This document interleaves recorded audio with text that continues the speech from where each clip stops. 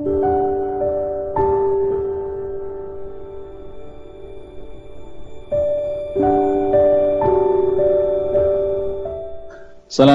warahmatullahi wabarakatuh.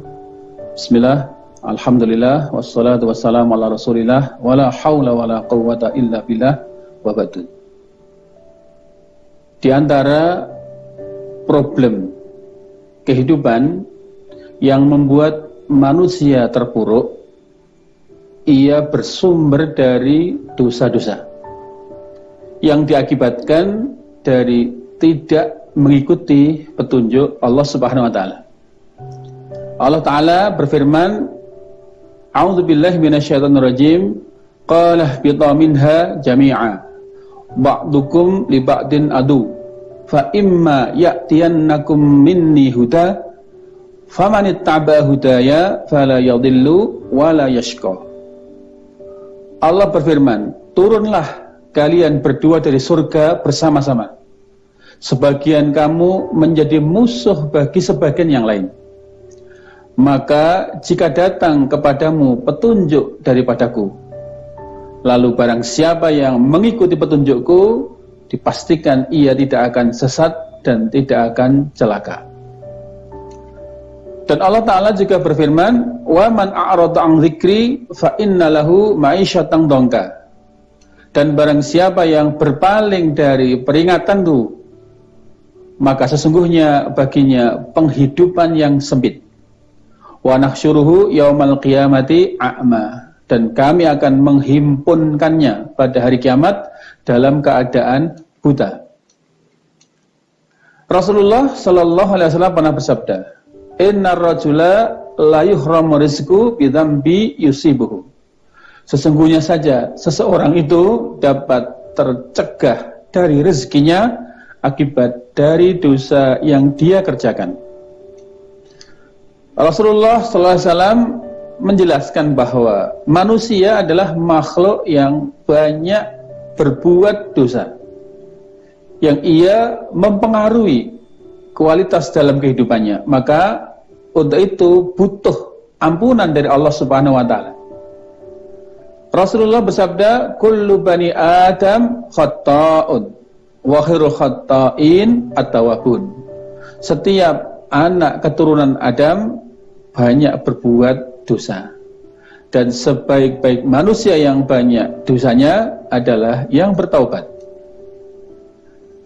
Dan dosa-dosa yang bercokol dalam tubuh manusia itu bekerja dan melakukan kejahatan berupa menyumbat semua saluran-saluran kebaikan dari Allah untuk dia, serta membebani diri manusia dengan beban yang tidak mampu dipikulnya secara terus-menerus tanpa henti 24 jam, hingga tidak berdaya melakukan kebaikan-kebaikan.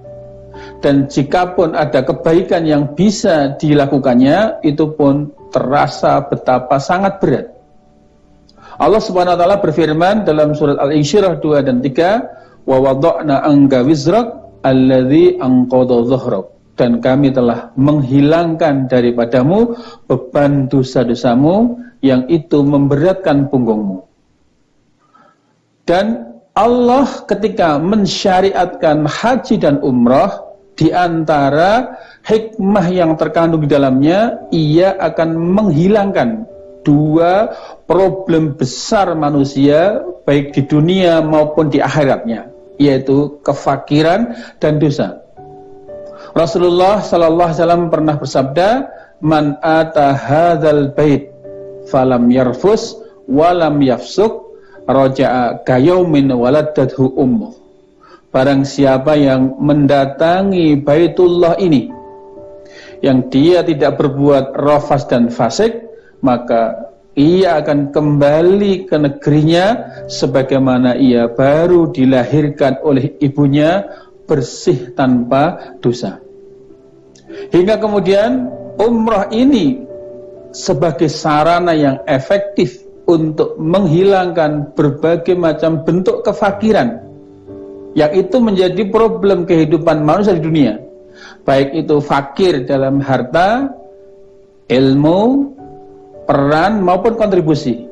dan juga umrah efektif menghilangkan dosa-dosa yang itu menjadi sumber masalah, baik itu dosa kecil maupun dosa besar, bahkan sekalipun dosa yang berupa syirik. Rasulullah sallallahu alaihi wasallam bersabda, "Tabi'u bainal haji wal umrah." Kerjakanlah olehmu secara beriring-iringan antara haji dan umrah. Fa innahuma yanfi'anil faqra wa dzunub. Karena sesungguhnya keduanya, haji dan umrah, menghilangkan kemiskinan dan dosa-dosa. Kama yang kilkir khobasal hadid wal zahab wal fidah. Sebagaimana proses pembakaran itu bisa membersihkan kotoran pada besi, emas dan perak. Walaysa lil hajjatil mabrur sawabun ilal jannah. Dan tidak ada untuk haji yang mabrur balasan yang pantas selain surga. Bahkan Rasulullah dalam redaksi riwayat yang lain menjelaskan adimul hajja wal umrah. Langgengkan, kerjakan secara terus-menerus haji dan umrah. Fa innahuma yang fanil faqr wa dzunub, karena keduanya mampu menghilangkan kemelaratan dan dosa-dosa, kama yang kilkir khabasal hadid, sebagaimana proses penempaan pada besi itu bisa menghilangkan karat yang ada padanya. Suatu ketika Rasulullah menunaikan haji wada beserta beliau para sahabat yang luar biasa banyaknya, tatkala telah menyelesaikan dari rangkaian ibadah hajinya, maka Rasulullah bersama rombongan kemudian segera kembali ke kota Madinah. Maka tatkala rombongan Rasulullah hendak berangkat, Aisyah radhiyallahu anha berkata, "Wahai Rasulullah, sesungguhnya orang-orang kembali dengan membawa dua ibadah, yaitu haji dan umrah. Sedangkan aku hanya membawa satu ibadah saja, yakni haji."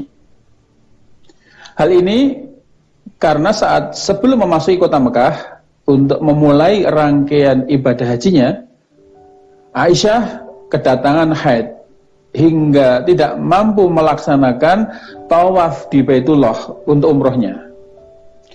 Hal inilah yang membuat beliau sedih, karena menurut pemahaman beliau tidak mampu menikmati ibadah sebagaimana jamaah haji yang lainnya. Begitu melihat kegelisahan yang nampak di wajah Aisyah, Rasulullah menghiburnya. If'ali ma yaf'alul hajju ghair al-tatufi bil baiti hatta tadhuri. Sudah kerjakan saja apa yang dikerjakan oleh orang-orang yang berhaji, hanya saja kamu jangan tawaf di Baitullah hingga kamu suci.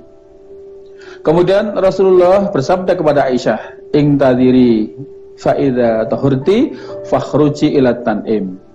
Maka tunggu saja, apabila kamu telah suci dari haid, maka pergilah kamu ke Tan'im, fa'ahilli, dan kemudian berikhramlah untuk umrah, summaktina bimakanin kadza wa kadza, dan kemudian setelah selesai umrahmu, maka temui kami di tempat ini.